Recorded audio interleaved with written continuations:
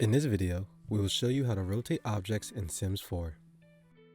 To rotate an object, click on it and press Shift plus the comma key to rotate it to the left, or Shift plus the period key to rotate it to the right.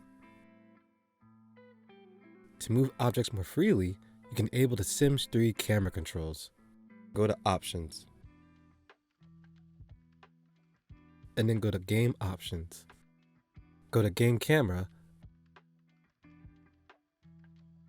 and check the box for the Sims 3 camera.